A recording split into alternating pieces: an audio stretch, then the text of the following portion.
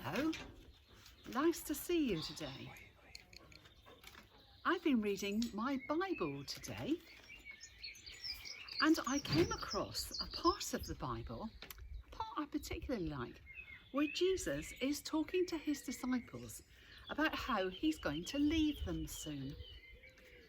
You can imagine what they felt like. Rather upset, sad and disappointed. He had only been their friend and their teacher for a few years, and now he was going to go away. He told them that he was going to his Father in heaven and was going so that they could follow him later. I expect there were many puzzled faces when he said this, but there was one person who was brave enough to ask Jesus. That was Thomas. He asked Jesus if he was going to go away and they were to follow, at some time that was, they would need to know the way that they had to go. Now, how do we know the way to get somewhere? I have to tell you, and it's a secret, I'm not very good at finding my way, and I often get lost. Can I tell you a story of one time when I got lost? I was asked by a family to visit them at their farm. They had just had a newborn baby and they were very excited and they wanted to talk to me about christenings. I'd never been to their farm before and I was really looking forward to seeing where they lived. And of course, I was really looking forward to seeing the baby as well. So I had the address and I thought, oh, I know the way. I know how to get there, it's easy. So I set out early in the evening. I went along the main road for a few miles and then I turned off where I thought I should onto a lane. As I drove along, the lane got narrower and narrower. Eventually, it was only a rough track. And it had grass growing along the middle. Oof, I thought, I've gone the wrong way. I must have missed the gate or the turning. So what did I do? I turned the car around and I drove a little way back along the way that I'd come. Then I saw another turning. This must be the way, I thought. But this was also rather rough and stony. But never mind, I thought I better go along here. I drove along this narrow lane and the hedges were very, very high. By this time it was starting to get dark. I drove on down a hill, through a stream and up the other side of the hill. Getting darker all the time and I was getting really worried. Suddenly there was a clearing and a cottage. Oh, thank goodness, I thought. I stopped and there was a man in his garden. I could just see him through the dim light.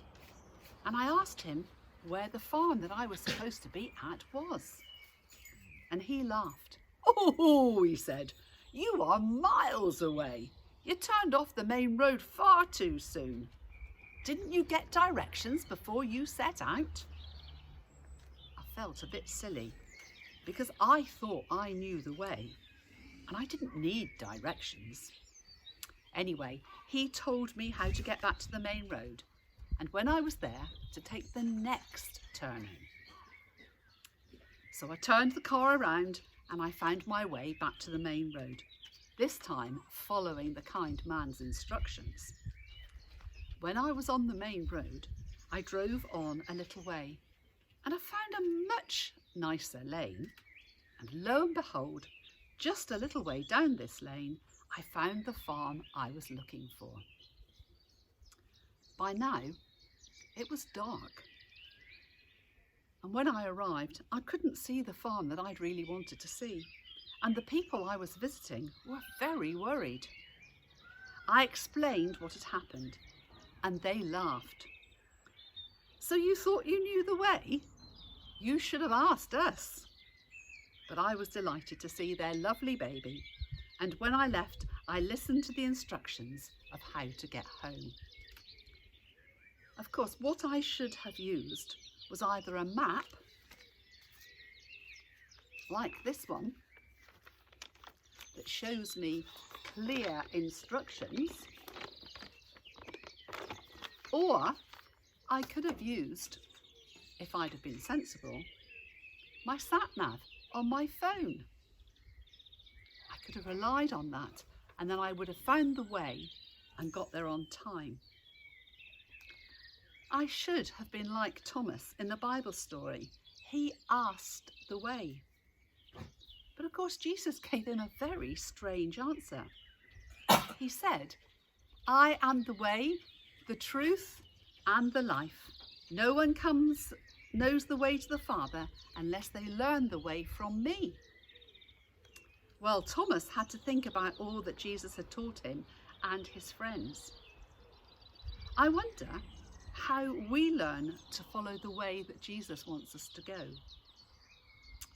Do we use a sat-nav? Do we use a map? No, we don't. We use this, the Bible. It has all Jesus' teachings, and this is the way Jesus wants us to walk in our lives, to behave in our lives. Because you see, Jesus is our friend and our guide.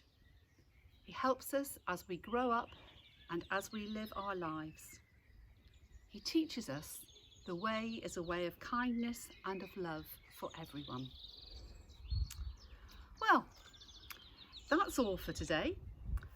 I have sent you on email some puzzles and a door hanger that you can make if you'd like to, and I'd love to see those next week when we meet on Zoom. So perhaps if you've made those door hangers, you could wave them at me on Zoom next week when we meet again. So see you soon, and it's been nice to be with you. Bye.